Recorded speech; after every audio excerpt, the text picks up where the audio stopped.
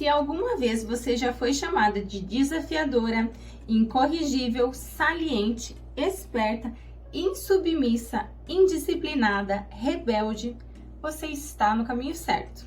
A mulher selvagem está por perto. Se você nunca foi chamada de nada disso, ainda é tempo. Põe em prática sua mulher selvagem. Insista.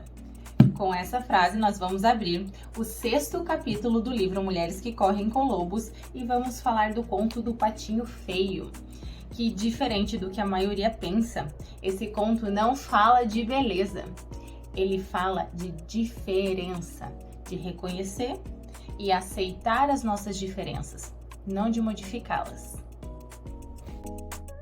Nós vamos começar a falar agora do conto do Patinho Feio. E diferente aí do que as pessoas imaginam, o conto ele traz uma análise que não fala da beleza, né? Porque quando a gente fala Patinho Feio, a gente pensa na beleza. Não, a gente tá falando das diferenças. Então a autora traz ali e fala disso, que esse conto ele remete a gente reconhecer primeiramente as nossas diferenças, aceitar as nossas diferenças para poder viver melhor, para poder fazer valer a nossa mulher selvagem aí. Ela fala um pouquinho também das famílias, né? Porque às vezes você nasce numa família que já cria um monte de expectativas sobre você, o seu comportamento, o que você vai ser.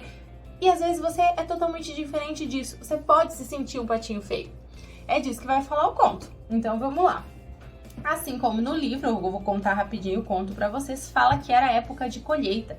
Isso é importante, porque ela frisa bastante que a história do Patinho Feio é uma travessia, ou seja, tem uma ordem cronológica para as coisas acontecerem na nossa vida. Tem época de plantio, tem época de colheita, assim como primavera, verão, inverno, são fases, é isso que ela traz ali no livro. Então, o conto começa assim: era a época de colheita e a mãe Pata estava lá chocando os seus ovos, muito orgulhosa deles, e no meio dos ovos dela tinha um ovo que era maior do que todos. Era um ovão, mas ela estava lá orgulhosa dos ovos dela.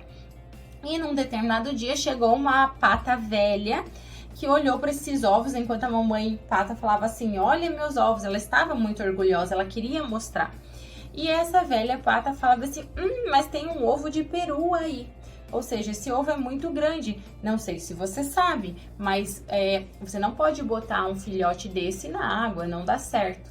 E no conto fala assim: ela disse isso porque ela já tinha tentado antes. Então, olha a experiência aí dessa pata mais velha. E a mamãe pata falou: não é bem assim. Desconversou e continuou chocando os ovos dela e disse para essa pata velha, tem um comentário que traz ali: você acredita que o pai deles até agora não veio ver eles? Até no conto do Patinho Feio o pai é, né, alguém pra lá de descompromissado. Enfim, e ela continua aí a chocar esses ovos e de repente eles começam a abrir, começam a nascer e nasce o ovo grandão. Ele é todo destrambelhado, é isso que fala no conto, é um pato todo feio, destrambelhado, mas a mãe ainda se orgulha dele. Todo mundo olha ele com um olhar estranho, mas no conto diz, ele nadava bem, então a mãe aceitou ele. A mãe tentava encaixar ele, não, mas ele é assim, mas daqui a pouco ele vai melhorar, é que ele tá em fase de crescimento. Só que esse pato começou a sofrer um certo tipo de bullying dos outros patos, das outras comunidades de patos, batiam nele, um certo tipo de bullying, né? Maltratavam esse pato pela forma dele ser, falavam que ele era feio, empurravam ele, batiam nele, então ele ficava cada vez mais feio. Aí a mãe falava assim: gente, ele não é um engano, ele só tá meio deformado porque ele tá em fase de crescimento ainda, daqui a pouco ele toma jeito. Ou seja, essa mãe tentando enquadrar ele novamente num padrão, não aceitando as diferenças. Ela o amava, ela queria que ele estivesse ali, mas estava tentando enquadrar ele num padrão, não aceitava ele com as diferenças, né? E a mãe, nesse primeiro momento, ela tentou fazer isso, fazer uma aceitação, só que ela não conseguiu, ela estava sofrendo muito, e ela falou assim, ela desejou que esse filho fosse embora, que esse patinho fosse embora para parar com o sofrimento dele, de ser maltratado, de sofrer bullying, e dela também, que não conseguia aceitá-lo. E nisso o Patinho Feio fugiu. Quando ele fugiu, ele se deu conta que ele estava num pântano. E tinham 2 gansos que observavam ele e falavam: nossa, mas que pato mais feio, né? E de repente ouviu-se tiros, esses 2 gansos morreram, caíram na água. Aí conta lá que apareceu uma água com sangue por conta disso. Ele se apavorou, ele mergulhou, isso tem um significado, ele mergulhou para se abrigar, ele mergulhou nas águas para se sentir seguro. A noite começou a cair e ele foi nadando, chegou até um casebre velho, que dizia assim que a porta estava pendurada, estava amarrada com um barbante, ou seja, tudo errado, um lugar todo errado. Nessa casa, nesse casebre, tinha uma velha esfarrapada, um gato desgrenhado e uma galinha vesga, ou seja, todos esses símbolos a gente vai falar um pouquinho depois, mas eu quero que vocês percebam que nesse momento ele chega na diferença. Ele encontra uma casinha velha com diferenças, uma velha desgrenhada tem essas diferenças, uma galinha estrupiada, um gato estrupiado e uma galinha toda errada lá, né? Vesga. Ou seja, cada um com as suas diferenças, mas ainda assim ele sentia que ele não estava se encaixando. E aí questionaram ele: olha, todo mundo que tá aqui pra velha tem uma utilidade. O gato porque ele vai e come os camundongos, não deixa os camundongos andar pela casa. A galinha bota ovos, ela é vesga, mas ela bota ovos, então ela tem uma utilidade, ela faz valer a pena ali a utilidade dela. São todos úteis e você faz o quê? No primeiro momento, a velha achou que ele ia botar ovos e por isso ficou com ele. Ela não ficou aceitando a diferença, ela ficou pela utilidade que ela achou que ele tinha. E como ele viu que ele não se encaixou ali, que ele não tinha essa utilidade que ela achou que ele tinha, ele saiu desse casebre. Ele encontrou um lago, novamente ele foi nadar nesse lago, o lago estava gelado, estava chegando o inverno, começou a ficar muito frio. Ele viu algumas aves no céu voando que ele achou lindas, o coração dele bateu mais forte. Ele se desesperou porque ele queria muito aqueles cisnes que estavam voando lá em cima, que eram essas aves. Essas aves lá do céu cumprimentaram ele e o coração ficou saltitante. Só que daí no livro traz assim, que foi um amor desesperançado, porque ele sabia que ele nunca ia alcançar, ele tinha com ele que ele nunca ia alcançar essas belas aves ali que faziam o coração dele bater um pouquinho mais forte, né? Chegou o inverno, ele naquelas águas frias, a neve caindo. É um momento muito bonito dessa parte, porque fala assim que ele precisava nadar o tempo todo, ele precisava mover-se o tempo todo para a água em torno dele não congelar, para que ele não ficasse congelado. Ele precisava desse movimento. Só que chegou uma hora, ele ficou preso no gelo, não conseguiu se movimentar tanto.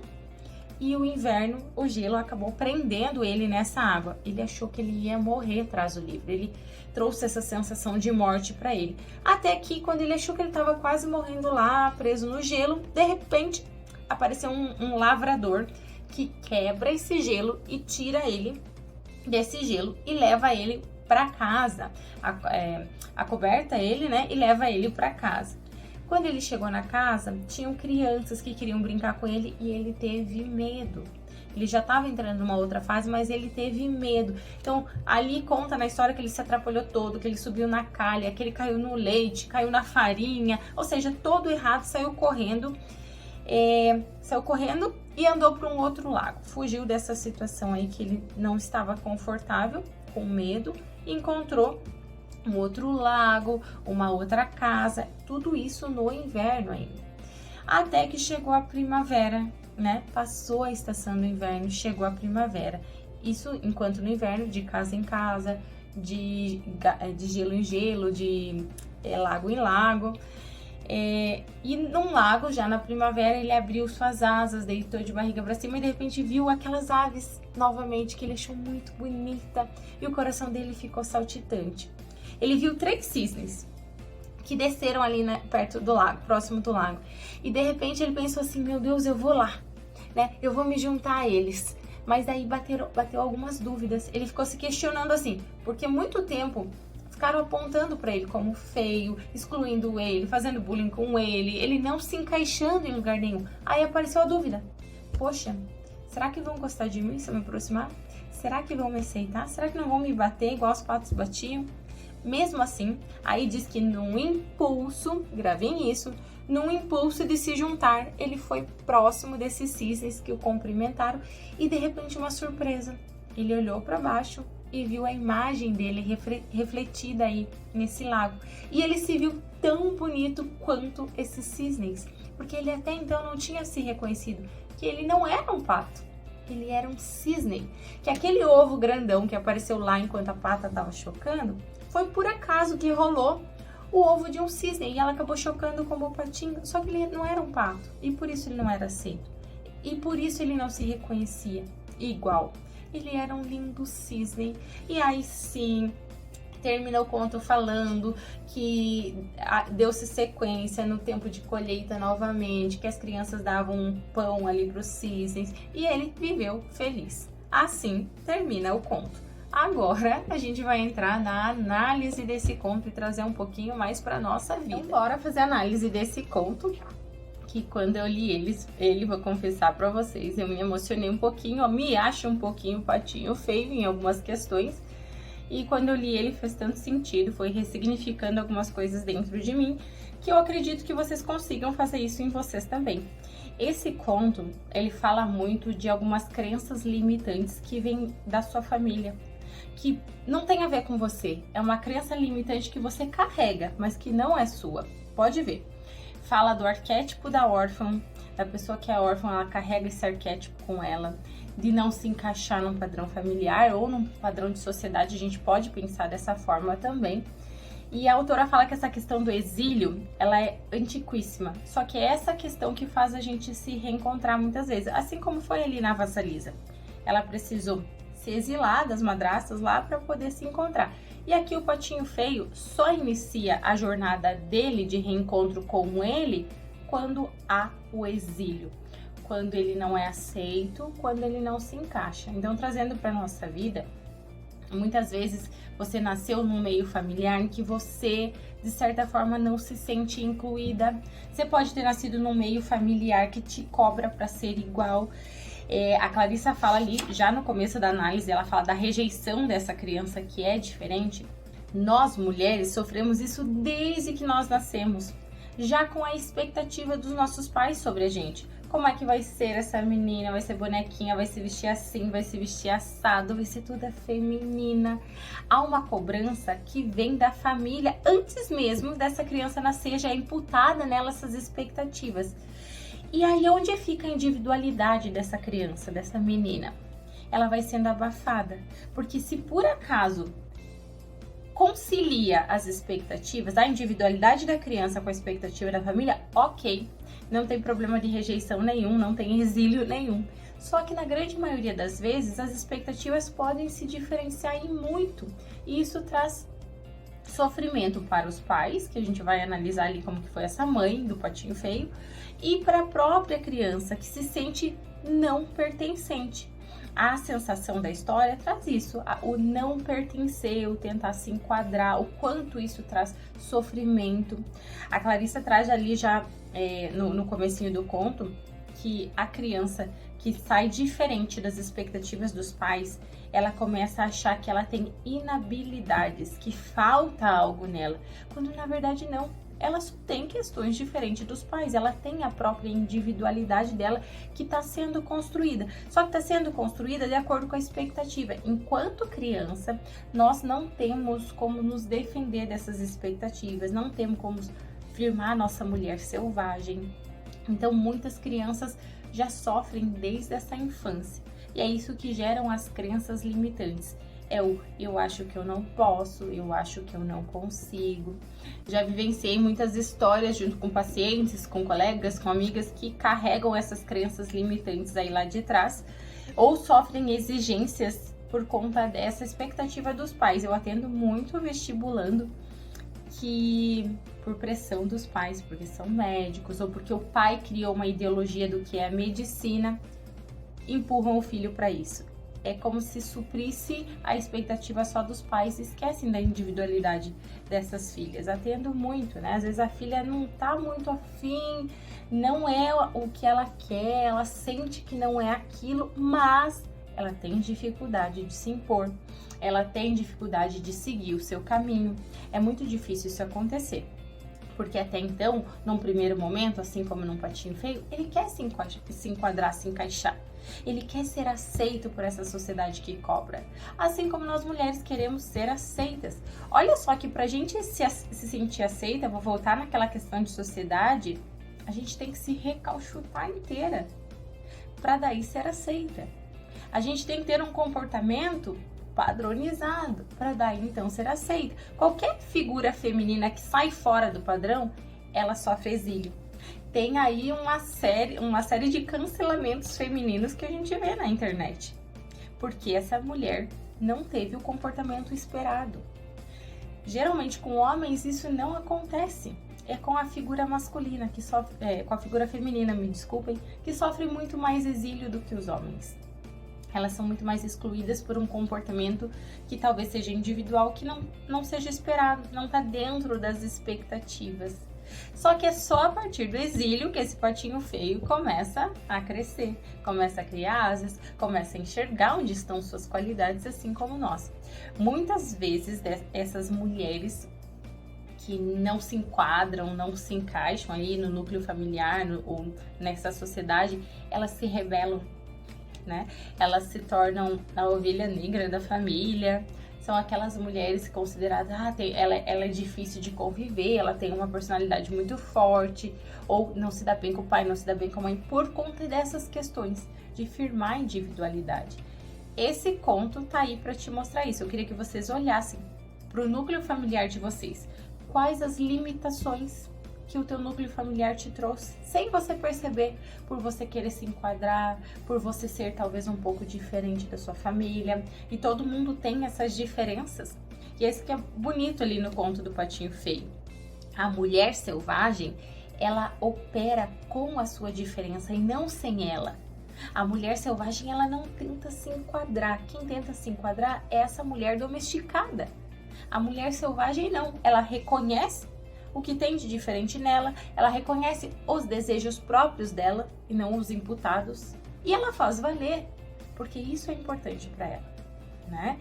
Aí a gente vai entrar numa outra análise que fala da mãe, dos tipos de mãe, e quando a gente vai entrar para falar disso, é de um arquétipo, a gente tá falando de um simbolismo. Vocês podem entender essa mãe que eu vou falar agora como a mãe exterior de vocês, a mãe real de vocês, ou a figura materna que existe, ou como complexo materno que existem dentro de nós.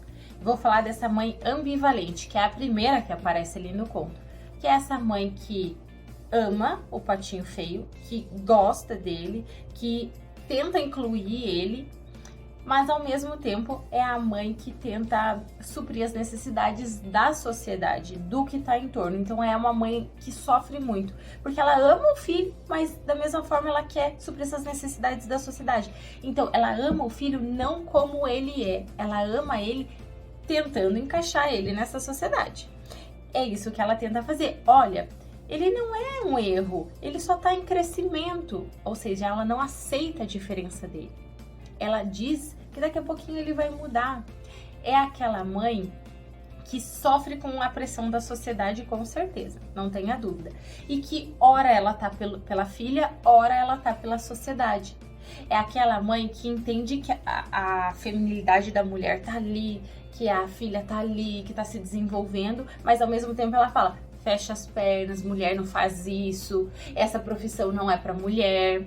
É aquela mãe que ama a filha, mas ainda sucumbe frente à pressão da sociedade.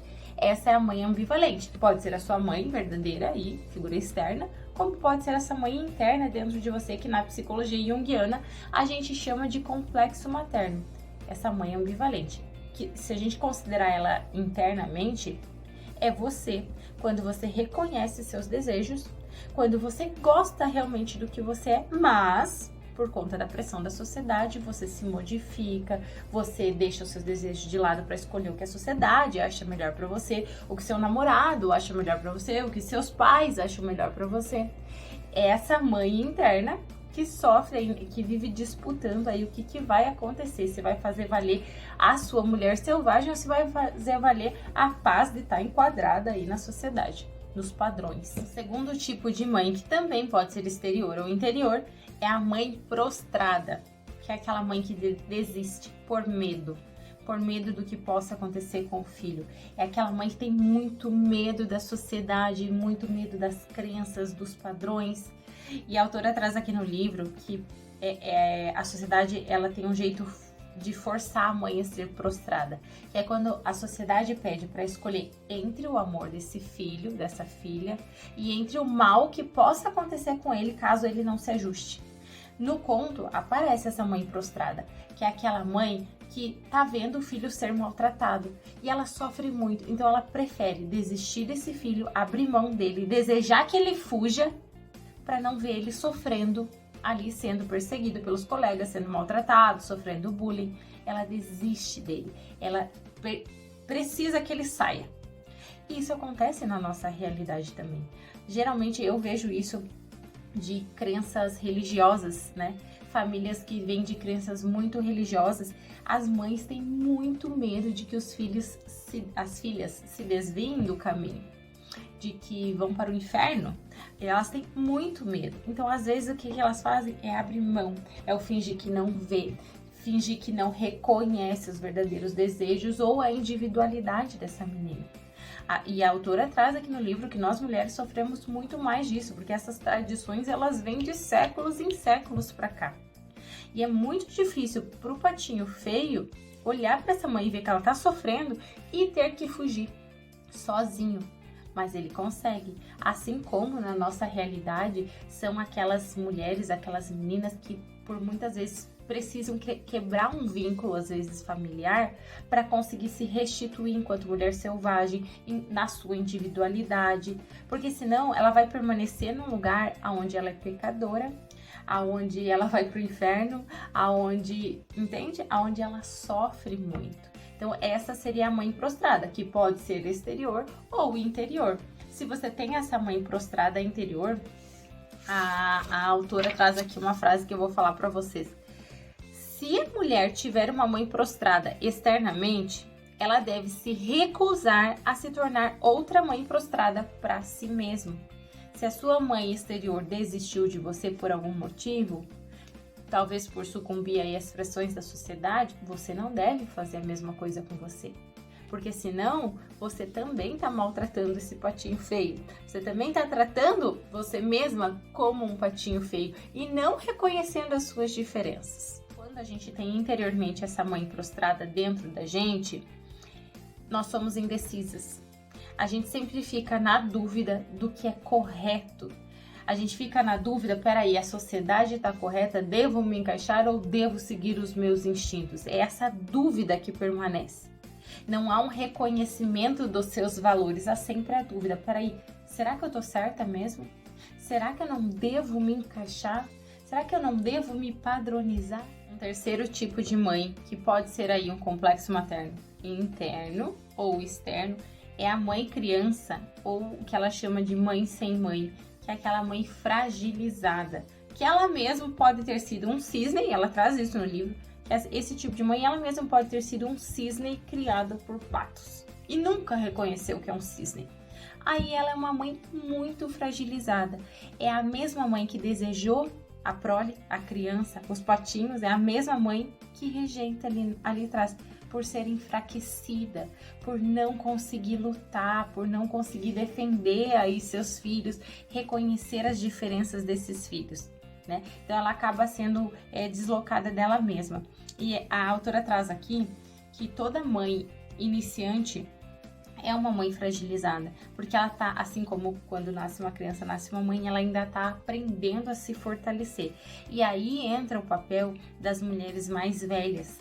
Ela traz isso aqui no livro, que antigamente, quando nascia um bebê, as mulheres mais velhas se recolhiam juntamente com essa mãe nova aí para poder passar ensinamentos, para poder falar de como criar um bebê. Era a transmissão que a gente fazia de mulheres para mulheres sobre esses ensinamentos, sobre essas informações.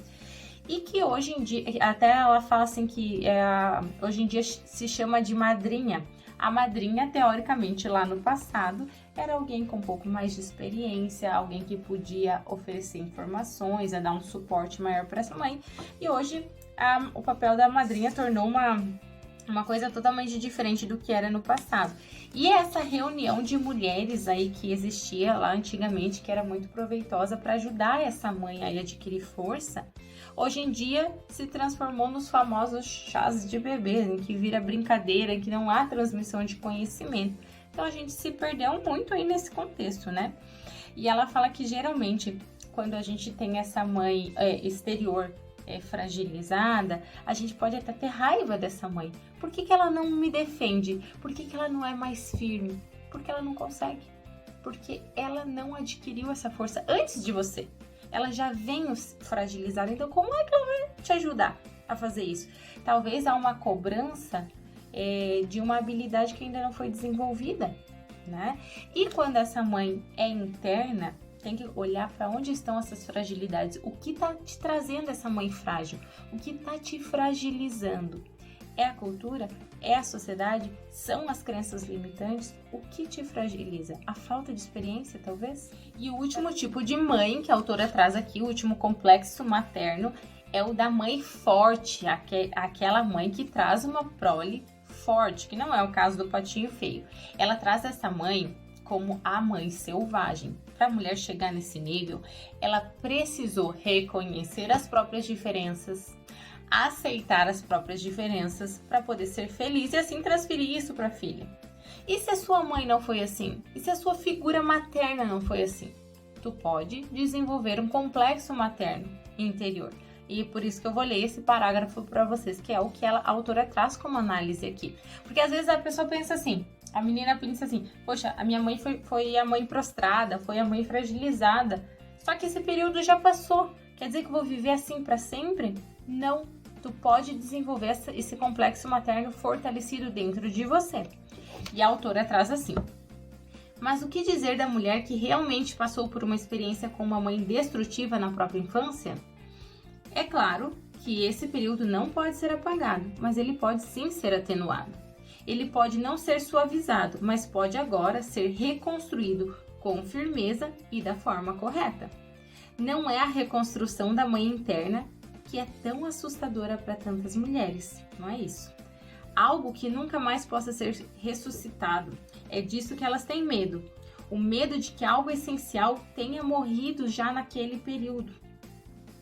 Algo que não recebeu alimento e proteção, pois em termos psíquicos, era a nossa própria mãe que morreu. A expectativa do que é mãe, às vezes, morre. Nós temos o arquétipo da mãe, nós temos um simbolismo do que a gente espera de uma mãe. E se a nossa mãe foi diferente disso, também há uma quebra aí. Também há uma quebra de expectativas da nossa parte. Mas a gente, no livro traz que nós não precisamos cobrar isso da nossa mãe real, da nossa mãe, da figura materna verdadeira. A gente pode desenvolver, construir isso dentro da gente. E por último ela diz assim, para vocês eu digo, tranquilizem-se, vocês não estão mortas, vocês não sofrerão danos letais. Logicamente, desde que vocês descubram como reconstruir isso. O que eu trago para vocês aqui, só para fechar essa parte aí da mãe? Que, teoricamente, gente, o que a autora está querendo dizer é que, assim, para de se vitimizar.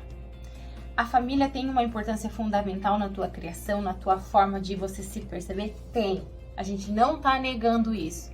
Mas enquanto você fica colocando a culpa no mundo, na sociedade, nas pessoas, na mãe, na família, no pai, nos irmãos, você não tem condição nenhuma de mudar.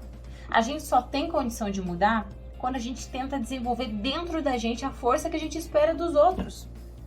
A sua mãe deveria ter sido uma mãe forte? Deveria. Mas e se ela não foi? Até quando a gente vai ficar culpando e julgando? É isso que traz no conto. Tudo isso pode ser desenvolvido dentro de nós. Tanto essa mãe fragilizada, quanto a mãe fortalecida. Então, por que não escolher essa mãe fortalecida? Para nos acalentar, para nos apoiar, para acreditar nos nossos sonhos, para dizer que as nossas diferenças são sim bem-vindas.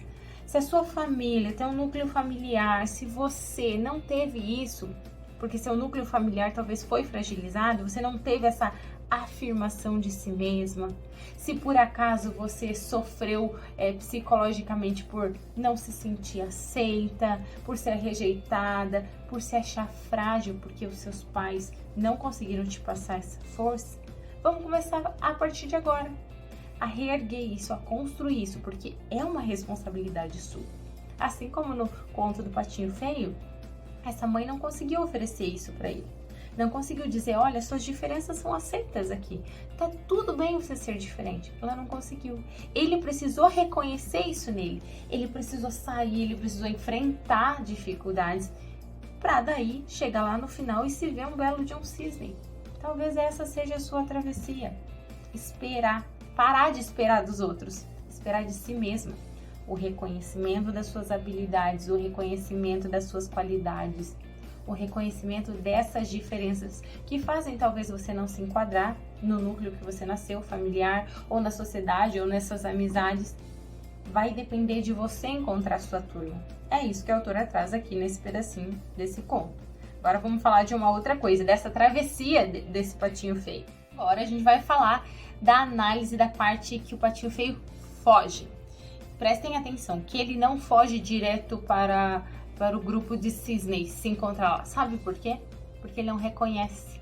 Ele não se olhou verdadeiramente para reconhecer que ele é um cisne. O que ele faz? Ele sai batendo de porta em porta, em qualquer lugar, tentando se encaixar em qualquer coisa, e aquilo só vai trazendo mais sofrimento para ele, porque ele não se reconheceu. Isso simboliza, e a própria autora traz aqui no livro, aquelas mulheres que estão carentes de si e querem buscar no exterior coisas que elas só vão encontrar verdadeiramente em si, primeiramente em si. Gente, nós só somos aceitas por outras pessoas se a gente se aceita antes.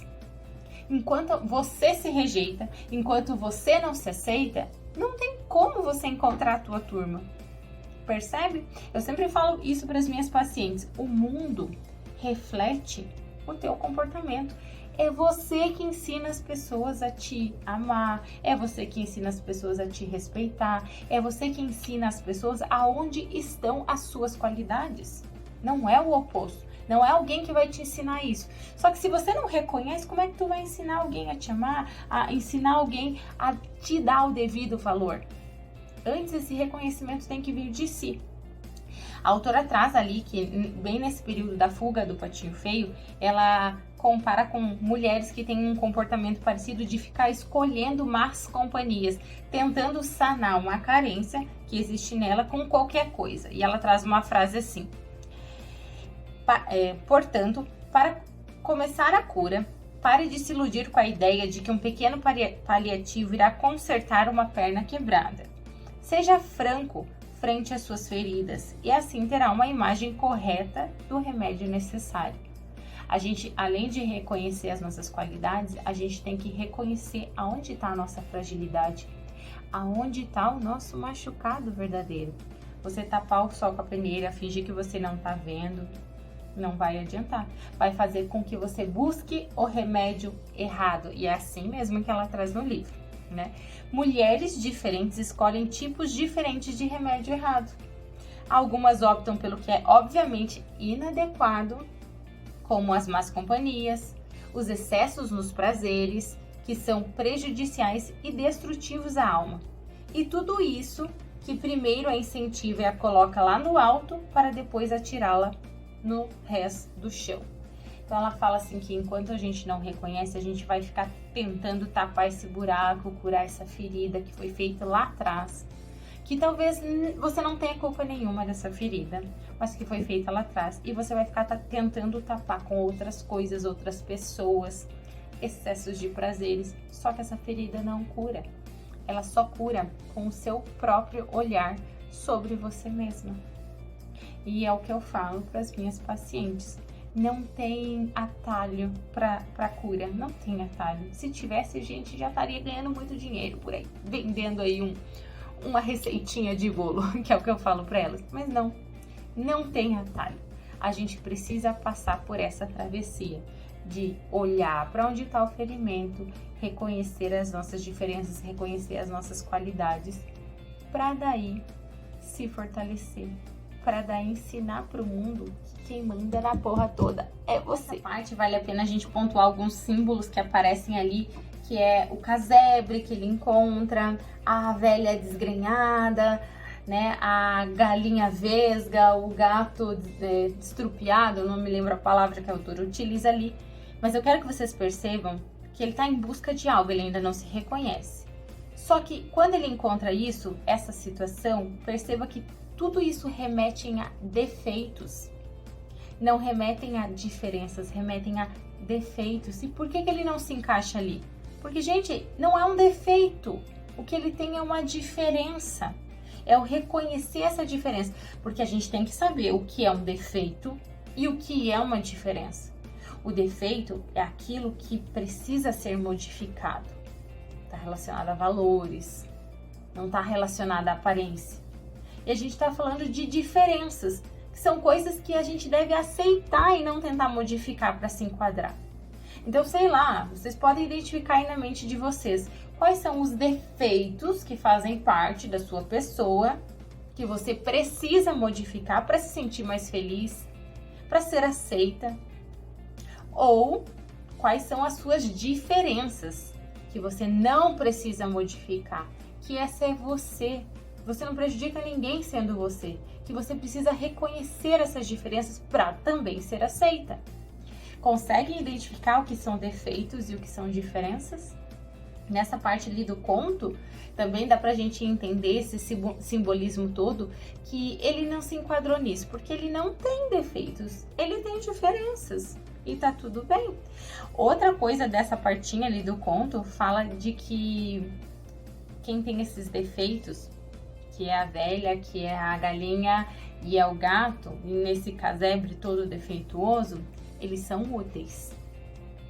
As pessoas que não reconhecem as suas diferenças podem perceber no dia a dia de vocês. Elas fazem um esforço imenso para serem úteis.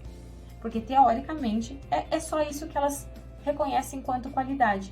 Peraí, se eu perco a minha utilidade, eu também não sirvo para mais nada. Se eu perco a minha utilidade, eu não vou ser amada. Se eu perco a minha utilidade, meus amigos não me visitam mais. Olha só de conversa que eu me recordo dentro das terapias, da pessoa se desdobrar para ser útil, de deixar de fazer as suas coisas para fazer pelos outros, para ser útil.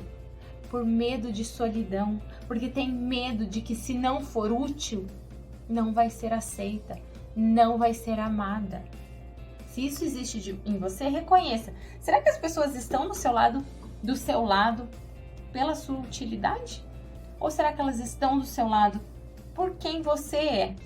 Porque se elas estão só por utilidade, isso não é amizade, isso não é amor. Se elas estão do seu lado só por utilidade, é conveniência, gente. É relação de trabalho puro. As pessoas que permanecem do nosso lado tem que ser ou por amor, ou por carinho, ou por amizade, por sentimentos verdadeiros. E é só assim que você vai reconhecer. Não tenha medo de abandonar essa sensação, de deixar de ser útil para ver se você é amada da mesma forma.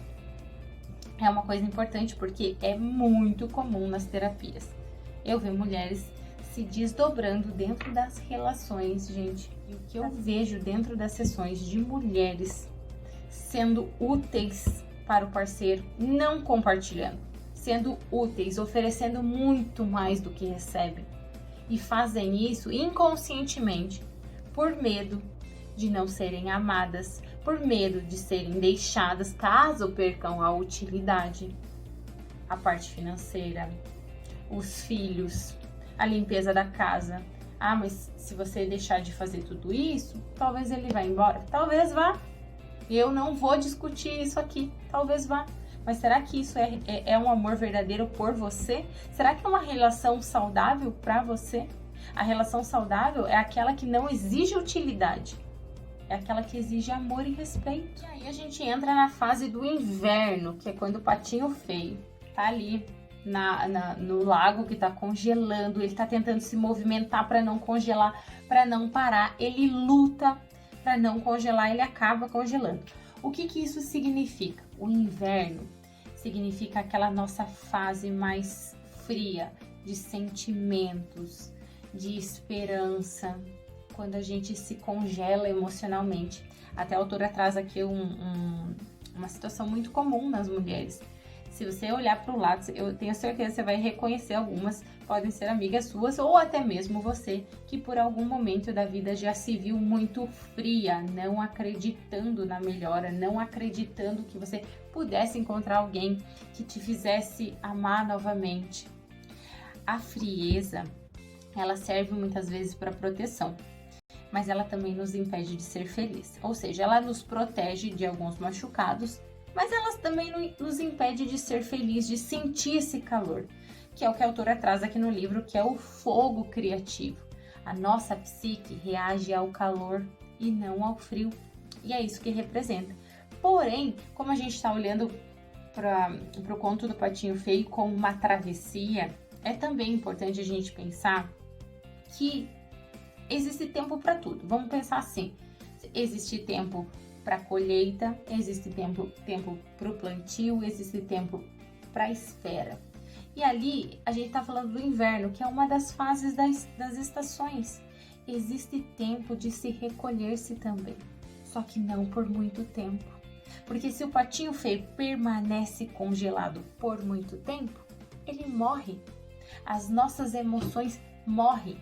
Tem até uma frase que a autora traz, eu não lembro se é nesse conto ou se é em outro, que ela fala assim, que se você quiser matar alguma coisa, haja com frieza.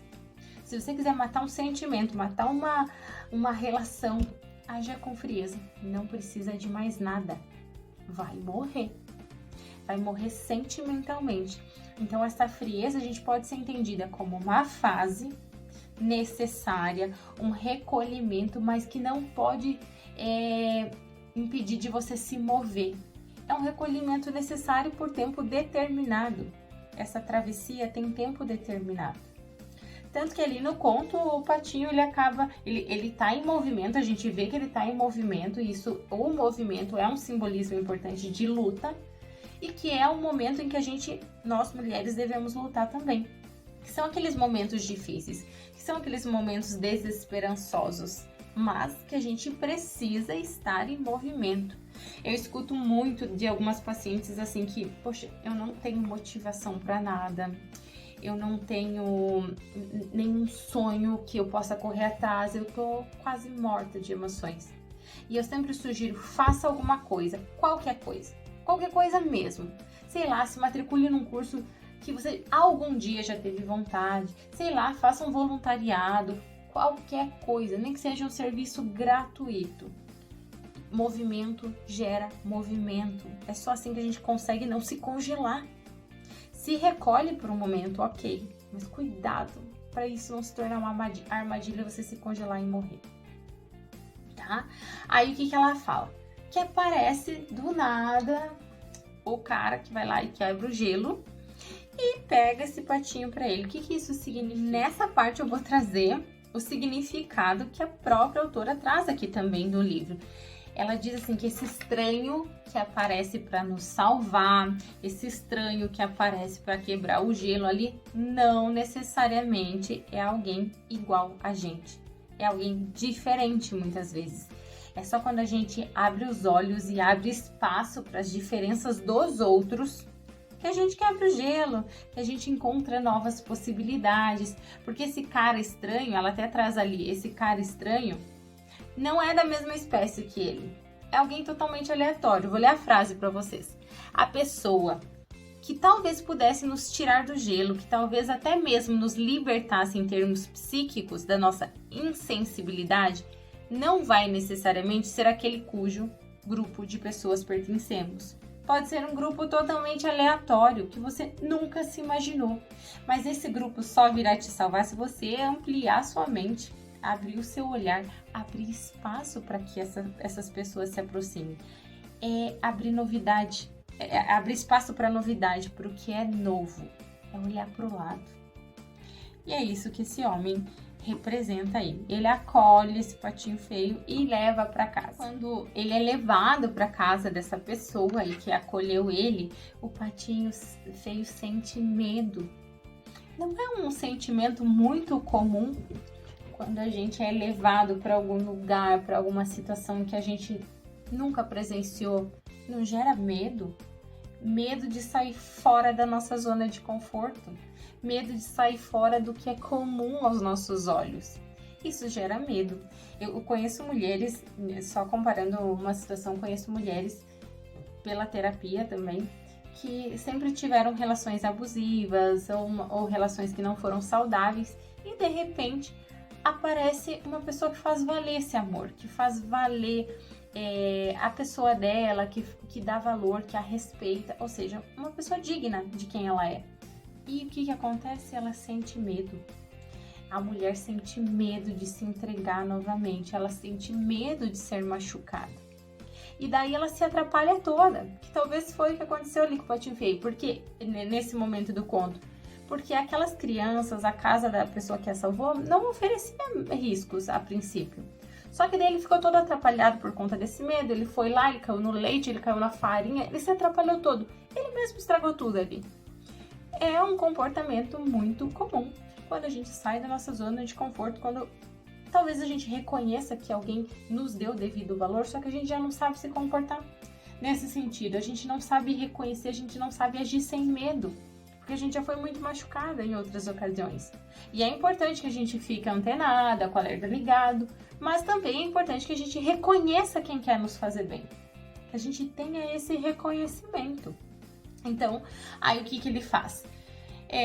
Ele sai lá todo atrapalhado, o conto do Patinho Feio sai todo atrapalhado, assim como algumas mulheres saem todas atrapalhadas de algumas relações que poderiam ter dado certo sim, só que por elas ainda não reconhecerem, não sabem fazer valer essa relação também. Eu não tô falando só de relação homem-mulher, tá, gente? Tô falando de relação com amizades, de relações familiares, de relações que possam ser saudáveis. A gente também precisa reconhecer quem tá ali para nos ajudar, para nos dar a mão, para nos acolher, sem medo. Antes de chegar à primavera, eu quero ler o finalzinho ali da página 219, porque é um parágrafo mega importante para a gente entender que é uma travessia. Esse desenvolver a sua mulher selvagem é uma travessia. Reconhecer seu valor, fazer jus aos seus desejos, às suas diferenças, é importante.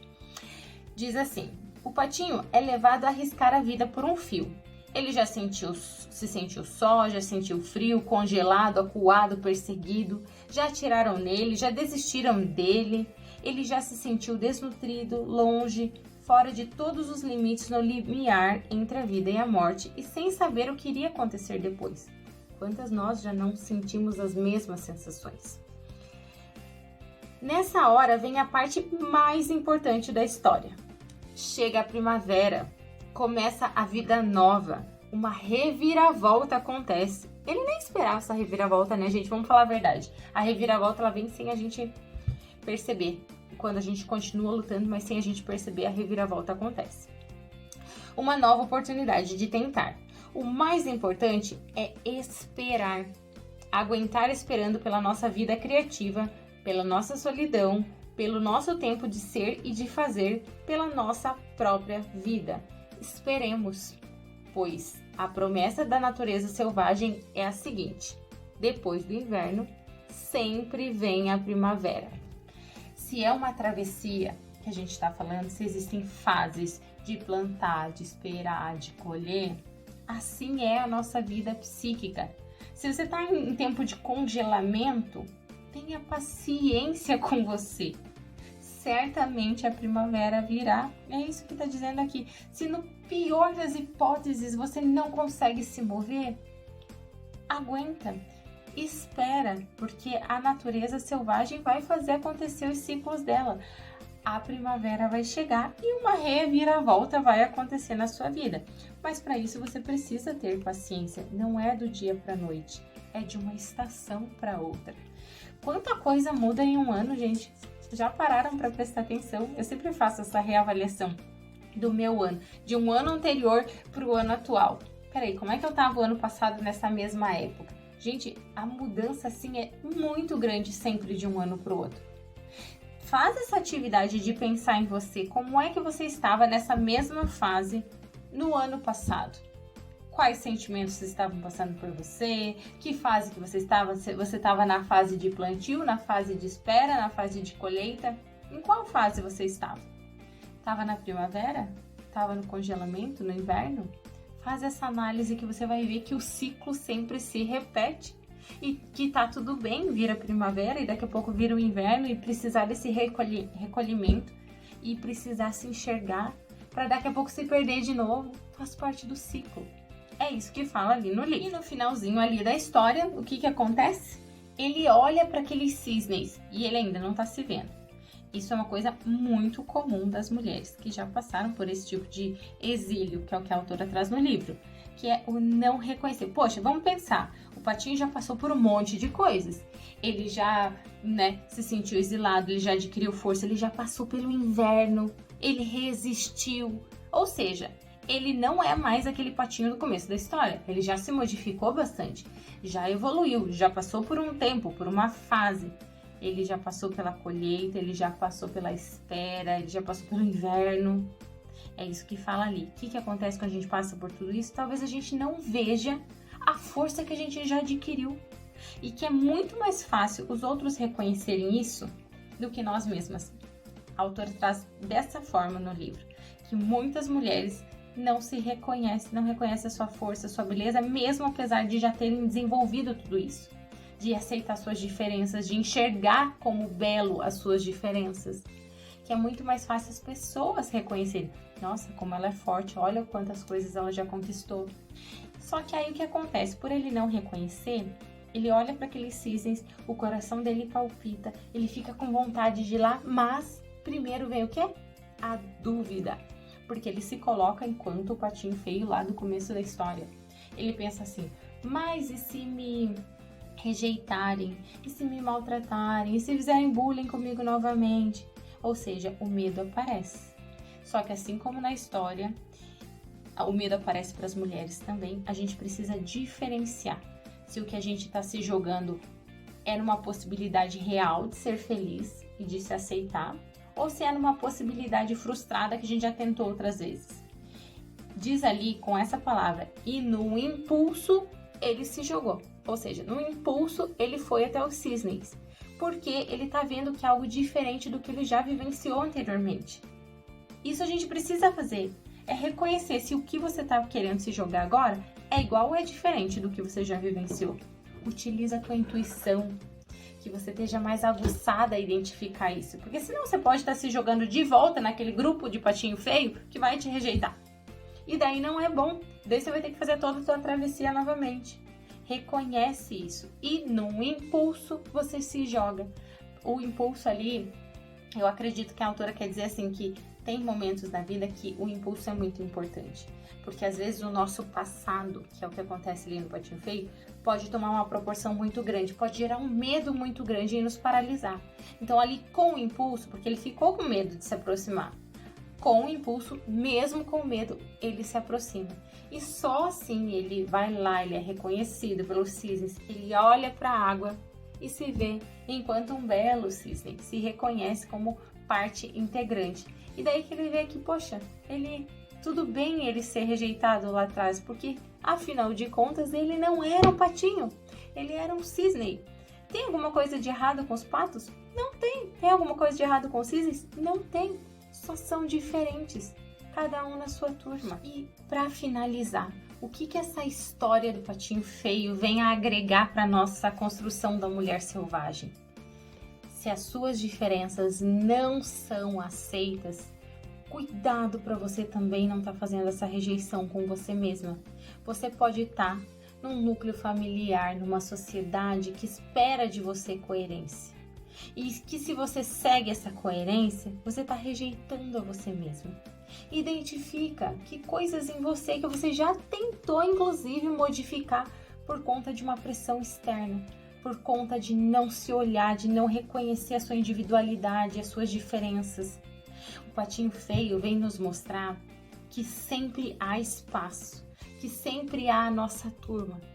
Se você não está se sentindo bem no lugar que você está hoje, você precisa fugir. Eu tô falando psiquicamente. Tu precisa achar a tua turma. Tu precisa se reconhecer para poder achar a sua turma. Tem uma frase que eu vou ler para vocês agora para fechar esse conto e levem assim para a vida. Só que antes de ler essa frase, eu só vou pontuar uma coisa que a autora traz aqui, que ela fala assim, que ela também é uma psicóloga, né, junguiana, e ela fala que ela sempre se preocupa com as mulheres boazinhas demais, que elas sentem que elas têm um olhar fraco e que tem algo de errado. Que ela não se preocupa com aquela mulher que grita, que esbraveja, que faz e acontece, que é vista como incorrigível. Ela não se preocupa com essa. Ela se preocupa com as quietinhas demais, com as boazinhas demais, porque tem algo errado aí. Para finalizar, prepare-se, vou lhe contar o grande segredo. Eis a coisa misteriosa e tremenda que eles realmente querem de você. Os não selvagens querem coerência. Querem que você seja hoje exatamente a mesma que foi ontem. Só que aí vamos pensar, né, gente? Se você for sempre a mesma, se você suprir as expectativas dos outros, quem vai suprir as suas expectativas? Quem vai ser fiel à sua individualidade, ao que você quer? Então, se fizeram isso com você, se te exilaram, se te rejeitaram, cuidado para você não ser essa pessoa com você mesmo. Porque talvez você aprendeu na sua vida que você é errada, que você não serve, que você não se encaixa. Talvez você aprendeu a você mesma se exilar. Abre o olho.